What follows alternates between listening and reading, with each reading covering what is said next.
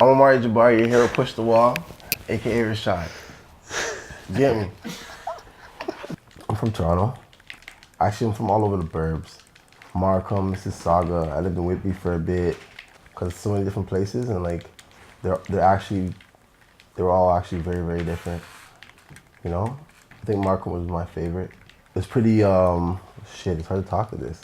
It's pretty good mix of like people and shit. And I learned a lot of cool shit about like, I don't know, people really fly out there, I think. So I was lit. I love Saga too because the women are bad as fuck out there. Getting into fuckery. Holy, I used to love to fucking fight as a kid. Like literally one of my favorite things to do. For a while, like I did Taekwondo. So like fighting was like a sport to me. Like I thought it was a sport for real. I used to like to skateboard a lot. Read. My dad would always play like his old music, you know, like Parliament Funkadelic shit, like a lot of Parliament Funkadelic.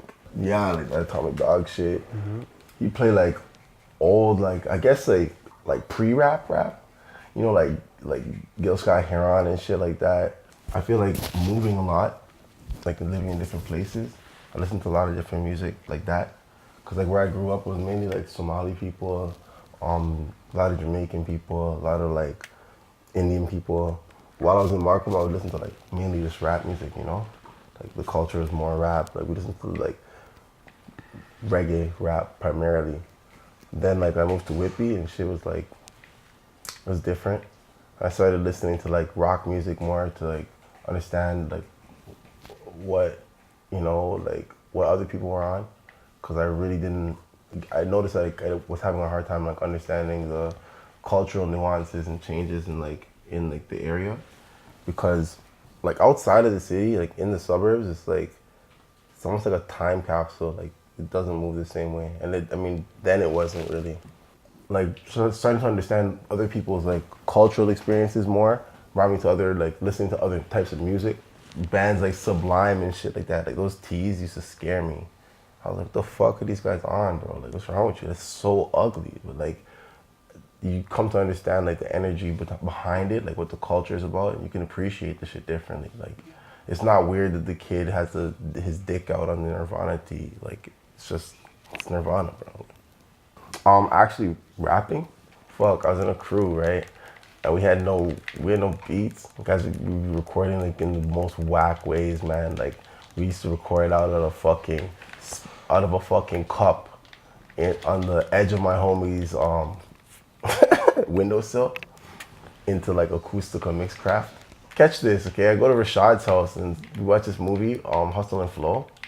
And I was like, and the guy makes beats, you know, that song, whoop that trick, get him, whoop that whip, right? I'm gonna make that shit in my house. So we're watching it at his house, and I'm like, yo, I could do that. All of my homies were like, nah, come on, stop this. Like, if it was that easy, everybody would be doing it. I'm like, no, fam, I can do that, like, for sure. So the next day I went out to the store and I bought a controller, but it was the wrong kind of controller, fam. I didn't know what the fuck I was doing, right? I ended up taking the shit back home, tried to set it up, actually at my homie's house because I didn't want my parents to know. So I set it up, whatever. I didn't have a fucking computer. So I set it up on his mom's computer. They do homework on and shit. Didn't work out for me. I was like, fuck, this is so frustrating. Tried it at home. I'm like sneaking to try and make beats and shit. Like it's like MSN times and shit, right? So I'm like still hiding my MSN icon and shit. I'm like, I'm not really supposed to be using the computer like that. Nobody knows what I'm doing, so it's like, okay, cool. I took the controller and I put it under my bed and collected dust for like 8 months, some shit like that. So I saw an article in Urbanology about this Battle of the Beatmakers shit with like Boy Wonder and T Minus and shit. What was that? It's like these guys are making beats for everybody, all these songs or whatever that I was listening to. I'm like, oh, whoa, like if these guys are literally down the street from me making bangers, and like maybe I can figure this shit out, you know? So I started just fucking with it some more, and like I ended up making beats and making friends, you know, like beats become like social currency, like how like weed, like, you know, you meet people and like you smoke with them, like you guys are friends. Like you meet people in music, rappers are the rappers, and you have beats, and the beats are dope, and people like vibe. So I'm like definitely rapping first. I started with like GTA 2. Actually, we were playing some fucking game on the computer called like Doom or something like that before that. Yeah, Doom was crazy. Right? Doom was madness. And then GTA 2 came, and it was more of like just entirely different view, but like you could kill people and you could steal shit and like got money for it. It was like, okay, cool. So we're running missions then. Okay, bet. You know? And then GTA 3 game changer. I think that's like a life-changing moment in video game history. It has to be. Like GTA 3 is like, I think one of the best games of all time. And I love how like, I feel like Grand Theft Auto still keeps that same feel of GTA 3 up to now. Nelly, Country Grammar. It's a fire album. Yo, this guy got rocked. Yo, Nelly was sing rapping before most of these niggas. Yo, in fact, Nelly had a country song actually before Lil Nas X. Tim McGraw, my nigga, like, he's literally my favorite. I was with that country boy shit. Yo, we're getting slaughtered in this game. Just FYI, you can pull this back, cause like, let's go to the next type of game. I'm getting absolutely fucking annihilated. God damn. I'm struggling to figure out the controls. Yo, Luigi used to be dumb fast. Toad used to be my guy in this, but I don't really trust him right now, to be honest. I think Donkey Kong is probably a better bet. It's just fun. I mean, a lot of my new shit is it's gonna be just hella drip, just lots of fun shit. Like, I got another record coming out with Dax. Like, I'm really trying to escape the blues. Like, I don't like to be in some sad boy shit all the time. But I get into these sad boy moods, and like, I feel like New Drip is just like ignores that. So maybe, nobody wants to be sad, bro. Period. Sometimes I'll get in modes where it's like I've been partying a lot and I just want to hear myself in the club. I really try to make music that like I could like comfortably be like, oh yeah, like if Omari dies today, like what song would you play off my shit? Like, you know what I'm saying?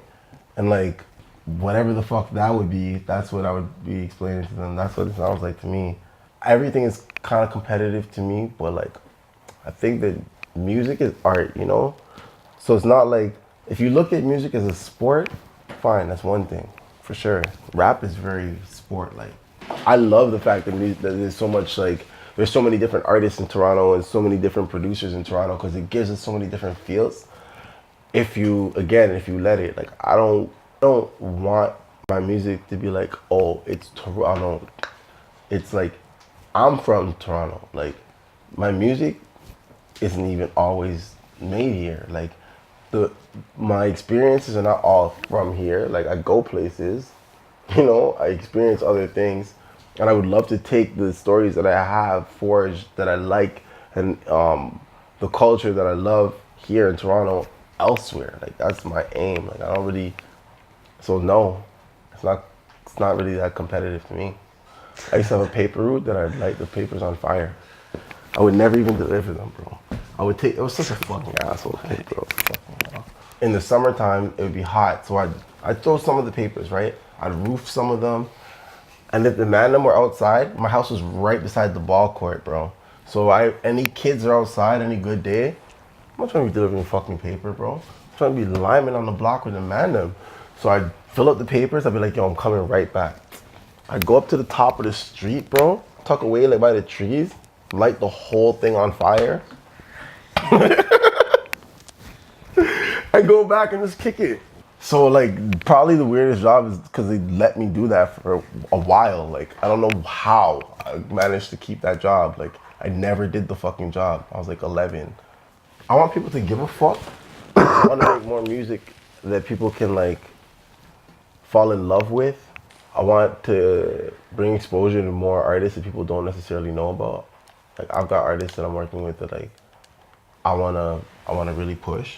So I feel like right now we have a lot of like, we have probably the most like, the loudest voice that we've ever had as a city.